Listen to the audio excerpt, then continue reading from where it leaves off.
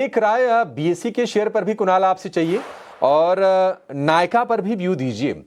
BSE आपको लग रहा है कि ये तेजी को सस्टेन कर पाएगा?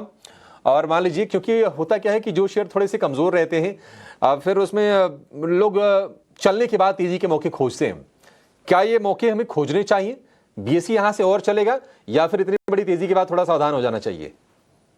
आई थिंक ओवरऑल हमने देखा है कि स्टॉक हायर लेवल से काफी करेक्ट हुआ है। न्यूज बेस्ड था कि वीकली एक्सपायरी के रिलेटेड और वहीं पे वोलेटिलिटी रहेगी, तो स्टॉक वोलेटाइल डेफिनेटली रहेगा करंट लेवल से भी।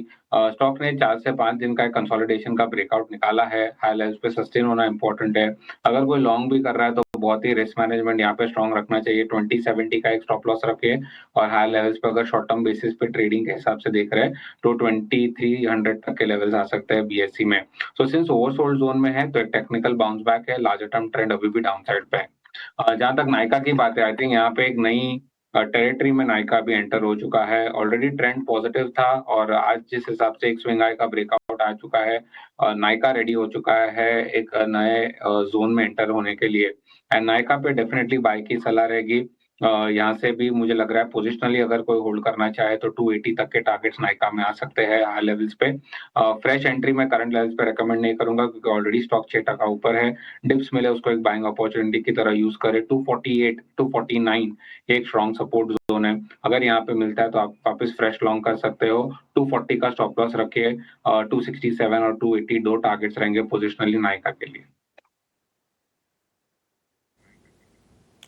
ठीक है, 280 तक की टारगेट से नायका में आ सकते हैं। करीब 6% ऊपर ये शेयर आपको दिखाई देगा। और नायका की जब से नंबर्स आए हैं, जब से उन्होंने रिजल्ट अनाउंस किए हैं, 200 रुपये के ऊपर आने के बाद शेयर ये लगातार मजबूत है। और अगर आप नायका में पिछले 1 महीने के रिटर्न को देखेंगे तो ये रिटर्न भी तगड़े हैं आए थे। हालांकि ऊपरी स्तर से थोड़ी प्रॉफिट टेकिंग का शिकार हुआ, लेकिन अब फिर से शेयर चलने की कोशिश कर रहा है।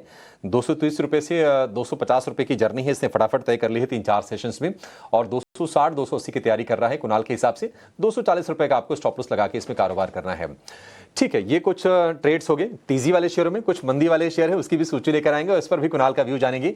लेकिन उसके पहले जान लेते हैं कि बाजार जब तीसरे सत्र में कुलांची भरने की कोशिश कर रहा है, ऑप्शंस में आपके लिए मौके कहां पर हैं ये जानेंगे और लेकर आएंगे ऑप्शंस के चैंपियन को।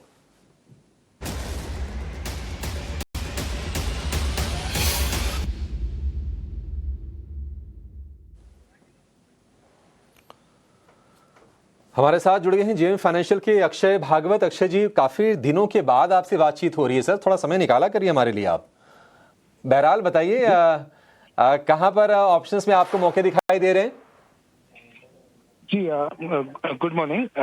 तो ऑप्शंस के चैंपियन के लिए सीजी पावर में मौके दिख रहे हैं। सीजी पावर जो है पिछले महीने अगर आपको याद है काफी बेहतरीन चला था स्टॉक, थोड़ा सा करेक्शन हुआ है रिसेंटली और मेरे हिसाब से दोबारा बाइंग के मौके दे रहा है। तो रिकमेंडेशन रहेगी कि 750 की जो कॉल है अक्टूबर महीने की, उसको आपको बाय करनी है करंट मार्केट रेट पे। इसको आपको टारगेट 1 बना के चलना है 41 का और एक्सटेंडेड टारगेट आपका इस पे बन सकता है 53 का। स्टॉप लॉस आपका बनेगा 15 इस ट्रेड में। और अगर इस ट्रेड को मैं रुपी टर्म्स में मोनेटाइज करूं तो अप्रोक्सीमेट आपका प्रॉफिट पोटेंशियल इस स्ट्रेटेजी में बनेगा 10,500 का और आपका स्टॉप लॉस या रिस्क इसमें आप बना के चले 6,500 का। ठीक है, बढ़िया है। सीजी पावर में 750 वाली कॉल खरीदनी है। हालांकि शेयर थोड़ा सा आपको नीचे दिखाई देगा, लेकिन इस पर बुलिश है अक्षय जी।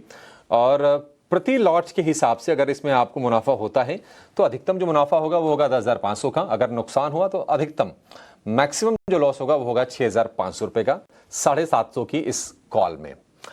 ठीक है अक्षय जी, बहुत शुक्रिया आपका समय देने के लिए और ये बेहतरीन ट्रेड हमारे